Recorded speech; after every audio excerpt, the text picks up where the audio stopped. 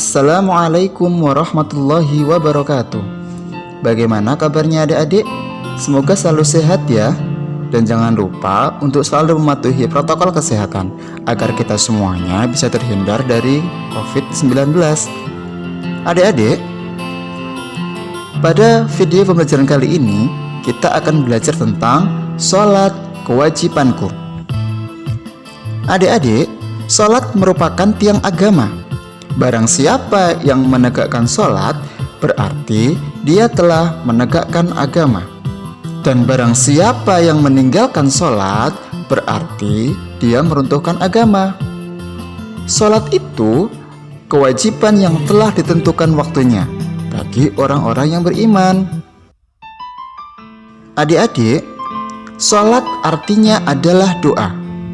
Sholat diartikan pula sebagai serangkaian ucapan dan gerakan tertentu yang diawali dengan takbiratul ihram dan diakhiri dengan salam. Salat dilaksanakan untuk membuktikan pengabdian diri kita kepada Allah Subhanahu wa taala. Melaksanakan salat berarti menyembah Allah Subhanahu wa taala, berdoa, memohon ampunan dan bersyukur kepada Allah Subhanahu wa taala. Salat merupakan ibadah yang diperhitungkan pertama kali setelah hari kiamat tiba. Salat dapat mencegah perbuatan keji dan mungkar. Apakah kamu sudah terbiasa melaksanakan sholat 5 waktu? Kira-kira di mana kalian melaksanakan sholat 5 waktu? Di rumah atau di masjid? Adik-adik, kita bersama-sama menyanyikan lagu sholat kewajibanku dengan nada lagu Kukuruyuk.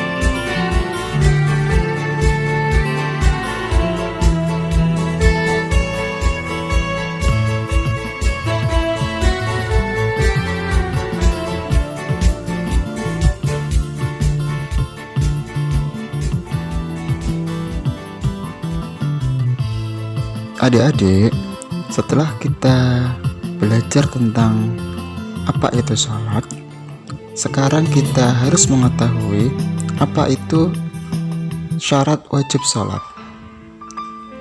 Syarat wajib sholat ada 4. Yang pertama adalah kita harus beragama Islam. Jadi, bagi orang yang tidak beragama Islam, maka dia tidak diwajibkan untuk sholat. Yang kedua adalah balik atau dewasa. Seseorang bisa dikatakan balik apabila seorang laki-laki yang sudah bermimpi basah. Dan untuk yang perempuan, tandanya adalah dia sudah haid. Yang ketiga adalah berakal. Artinya orang tersebut tidak gila. Yang keempat adalah orang tersebut harus suci dari haid dan nifas.